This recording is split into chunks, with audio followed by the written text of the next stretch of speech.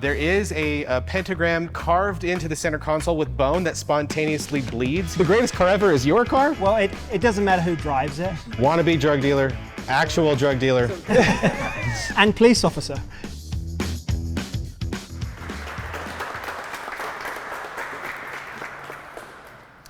Thank you, thank you. All right, so this week I saw something very encouraging.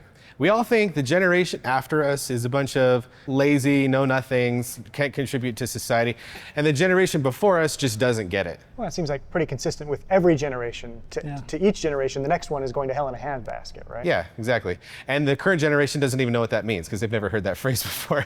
But check this out. This is somebody who's like probably 16, 17, learning to drive manual, please be patient. Fantastic. So obviously this person's parent is forcing them to learn how to drive stick, thereby making all of Gen Z just a little bit better. Yeah. Or the parent is trying to learn to drive stick. It could be some midlife crisis guy who has his eye on a used Miata and is trying to figure it out before he goes to the dealership. That could be, put the scratches on the Hyundai before you get to the really nice $2,700 red Miata convertible. That makes a lot of sense. Speaking of parenthood, this is the perfect dad car right here. It's the grocery getter, pile the kids in, it's low to the ground, 0 to 60 in less than 5 seconds. There is a pentagram carved into the center console with bone that spontaneously bleeds here and there. Fold out Ouija board in the glove compartment. Yeah, so there's some witchcraft here, or maybe it's 100-year-old technology that we figured out with freight trains and we completely ignored it. Oh, so you pull the wagon up onto the freight car and then go 700 miles. Exactly. You don't use any fuel at all. No, diesel electric. Diesel electric. We figured this out The wagons forever ago, and then we never applied it to cars, and I never figured out why. And so that diesel hybrid Mercedes that you just saw, it's available in China, maybe a couple other countries, but why the crap is it not available here? So if you're listening, Mercedes, Volvo, Audi, GM, anybody, we want diesel hybrids. Is it because we don't want something that sounds like a freight train when we're driving? No, just pipe in like some Formula One V10 music into the speakers, into the cabin. They're all doing that already. Yeah, they all anyway. do it. Yeah, that's fair. Yeah, so just drown out the rattling. Yeah. Yeah. This week, I have been thinking about the ultimate driving machine. And no, it's not a BMW. That's literally their slogan. That is their slogan. And if you have to say it about yourself, it's never true. Yeah. No, think about it for just a minute, right? Imagine yourself on a country road, something that's got some twists and some turns to it, much like this here in the Lake District. This is not the fastest thing that you can get, 0 to 60, and this is something that can handle well, responds good to curves. What is that? What would be that? Me, I respond really well. Oh, I mean, yeah, so the car, I would go for like a two-wheel drive, like rear drive convertible, front engine, like short wheelbase, something like that. What is that new? On the market today, what would you go out and buy? For a while it was the BMW 240, but those are all automatic now. So two-wheel drive convertibles are kind of hard to come by. Convertible really limits it. I mean, if you're willing to take a hard top, you've got the Supra that fits that. You've got the little brother, the 86. The Z4 might be coming out in a manual with the 6-cylinder, but Camaro is kind of too big. So. Yeah, it is. Yeah, Camaro's the wrong car for this. So if it is if you can get it in a manual, which I'm not 100% right now, I'd go for the BMW Z4 inline 6 turbo, tons of power. Nice. I'd probably vouch for, assuming this is in Europe and so I'm driving a European car. It doesn't have to be in Europe, but yeah, Okay. this one is. I'm still going to pick a European car. Do it. I want the RS3 hatchback, the 5-door Euro spec Audi. Love it. Yeah. Probably comes in manual if you're buying it. I assume so. I don't know for sure, but I assume so. But for the 5 minutes that it's not raining, you got to drop the top. 5 minutes seems generous. I mean, this is the UK. It's probably more like 45 seconds. Yeah. This was a very rare photo taken back in the 60s. Yeah, the one day they've ever seen the sun. If you're going to go out and buy a car today, it's going to be the GR Corolla, especially here in the US, right? I feel like I'm seeing double. Where have I seen that car before? I've got one in my right eye here and one in my left eye here. Yeah. Yeah, so in fact, because it's in the snow, this actual car might be right behind us.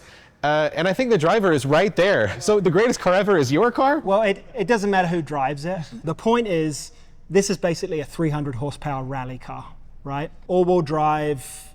What more do you want? It's manual, 1.6. Anything that can make 100 horsepower per cylinder, okay, you've got my attention, I guess. If my car was 100 horsepower per cylinder, it would have 600 horsepower, which is pretty darn good. It's fairly accessible, right? Talking 40 to 50. Yeah, if you have to pick a car that's available on this continent, I might be with you on this one. Yeah. I've really narrowed it for you guys. Yeah. Right? We've sort of narrowed in on my car then. I would still take the Audi. Yeah, okay. And I've got my opinions on what the best driver's car is, but we don't want to open that kind of worms right now. No, not at all. But speaking of Audis, I noticed this week that Audi discontinued one of their most iconic models, the A4, like Jan, I know. Yeah. It's just a 4-door sedan.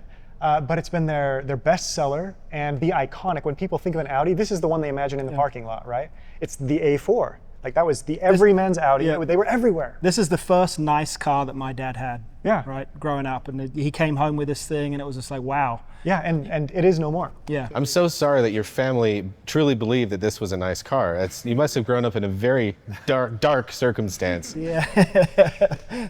This got me thinking, Audi has killed off several other of their iconic brands in the last year. The TT.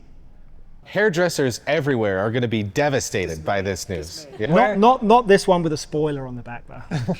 That might actually just be a shelf to put your lapdog, since you're a hairdresser. So this one, the R8, they discontinued. Last year was the last year. Iron Man with yellow spray paint. I don't know. I feel nothing. Are you dead? Yeah. This is a gorgeous vehicle, extremely dynamic vehicle as well. I know that for its last couple of years, it didn't have a stick shift. It hasn't had a stick in 10 years. I think you got to go back a full decade to finally get a manual on one of these things. I will say though, in-person R8s, and this isn't my favorite generation, but R8s, they're wider and they're lower and they're kind of cooler than that in super pictures. Cool. Naturally aspirated V10. Oh, come on. I mean, it's beautiful, yeah. What So a shame. So there's another car that was discontinued after this year, the Giulia, just the Quadrifoglio, the high-performance version. Beautiful car. Yeah, that's pretty. So now we lose all of the power and we have all of the unreliability. Exactly. You have all the practicality of the Alfa Romeo with all of the sportiness of a Civic. Right. I'll say, when I was shopping for my M3, if this came in a stick, I was going to buy it. I was just going to do it. Beautiful car, great, fantastic to drive. The GTR. Godzilla! This is the last year, and they're killing Godzilla. Right? I mean, I guess that's how the movie ended as well. Iconic car. It was sort of the first computer car, the robo car. But yeah, no more after this year.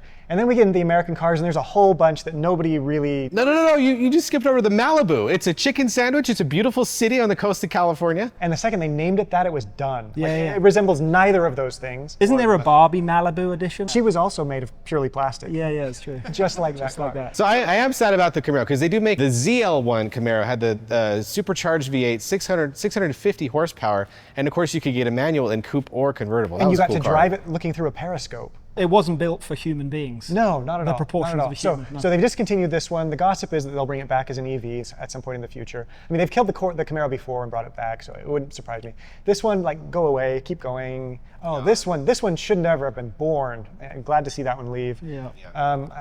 Chrysler. Wannabe drug dealer. Yeah. Actual drug dealer. and police officer. Yeah, both sides. They were selling guns to both sides of that conflict. They were. Yeah. So this one's the Charger. Interestingly, the original Charger was like one of those big 70s muscle cars, 2-door, legitimate pavement pounder. And then they brought it back with 4 doors so you could put the kids in, because now the people that remembered the 70s were grandparents. Or convicted felons. That too, yes. And then they killed it. But about 15 minutes after they announced that they are discontinuing it, they announced that they're bringing it back. Okay. Let me guess. You got it. As an EV. Gross. But they did cut the doors down to 2. So it's a 2-door EV. A word to any of the manufacturers, don't take a name that everybody loves and just kill it off and bring it back as this disgusting zombie EV. Nobody wants that. Totally fine if you roll out a high-performance EV, 2-door coupe, but give it a name that doesn't claim to be like a spiritual successor to some 70s muscle car. Yeah. Come on. Agreed. Next one. Same deal. Same deal. Keep going. Oh, this one's interesting. This is just some boring crossover SUV, right? Yeah. This is actually not canceled. What's unique about this one is it's the only car from Jaguar that didn't get killed this year. They cut off every other model they made. So you said Jaguar. Does that kind of gnaw at your ears, Chris? Jaguar? Sorry, I can translate for you if you need. I didn't know which car we were talking about at first. The Jaguar. Yeah, okay. This is a company that has made some of the most beautiful cars ever. E-Type, Yeah. the original S-Type, and the modern F-Type, gorgeous car. Yeah. And it's dead. Yeah. Yeah, This is what a the shame. only one left. You know what else? They're not even going to sell this one in the UK next year, which means they have 0 new cars for sale from Jaguar in the UK, its own home country. Yeah, no, that. I think there's someone in the audience that even owns one of those. So to that man, I am sorry.